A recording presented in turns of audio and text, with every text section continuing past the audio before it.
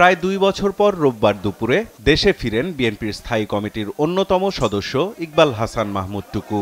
গেল বছরের মে মাসে চিকিৎসার জন্য প্রথমে সিঙ্গাপুর ও পরে লন্ডনে যান তিনি। এর মধ্যে দুদকের করা মামলায় তার ৯ বছরের কারাদণ্ড হলে বিদেশ থেকেই বিচার ব্যবস্থার প্রতি অনাস্থা জানান টুকু।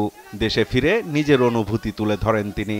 আমার অনুভূতিটা হচ্ছিল যে ৭১-এ আমি যখন ২২-২৩ বছরের যুবক ছিলাম, ১৬ই ডিসেম্বরে এসে যে অনুভূতিটা হয়েছিল, আজকে আমার সেই অনুভূতিটা হয়েছে।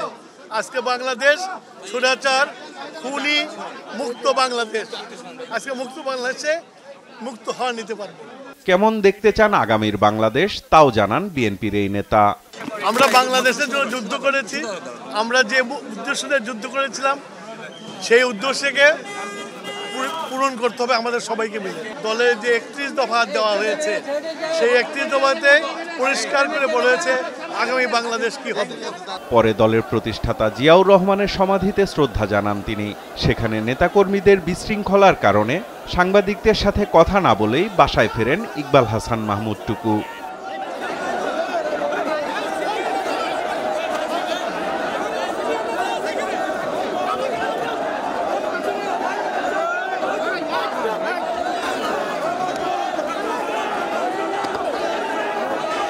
এদিকে ময়মনসিংহের বন্যা দুর্গত এলাকা পরিদর্শন করে দ্রুত বানভাসী মানুষের জন্য পর্যাপ্ত ত্রাণ সরবরাহের দাবি জানান বিএনপির যুগ্ম মহাসচিব সৈয়দ ইমরান সালেহ প্রিন্স।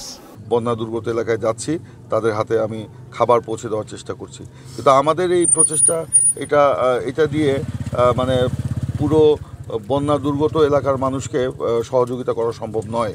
সে কারণে প্রশাসনকে আমরা বলবো যে অতি দ্রুত প্রত্যেকটা ক্ষতিগ্রস্ত পরিবারের হাতে ত্রাণ সামগ্রী আপনারা পৌঁছে দিবেন এবং ক্ষয়ক্ষতির তালিকা প্রণয়ন করে তাদের পুনর্বাসনের ব্যবস্থা করবেন। অন্যদিকে মৌলভীবাজার সীমান্তে বিএসএফ এর হত্যার শিকার স্বর্ণা দাসের পরিবারের সাথে সাক্ষাৎ করে আমরা বিএনপি পরিবার। এ সময় দলের সিনিয়র যুগ্ম মহাসচিব রুহুল কবির রিজভী বলেন, শহীদের রক্তে অর্জিত দেশে ফ্যাসিস্ট সরকারের দোসরদের স্থান হবে না। হাজার হাজার কোটি টাকা করার সুযোগ করে দেওয়া যে সরকার, সেই সরকারের যদি এজেন্টরা আপনার বিভিন্ন জায়গায় থাকে প্রশাসনের মধ্যে, আপনাকে কখনোই ডক্টর ইউনূস সাহেব আপনাকে কখনোই তারা সফল হতে দেবে না। এছাড়া ডেঙ্গু প্রতিরোধে সচেতনতা তৈরিতে রাজধানীর বিভিন্ন এলাকায় লিফলেট বিতরণ ও মাইকিং কর্মসূচি করেছে ঢাকা মহানগর দক্ষিণ বিএনপি।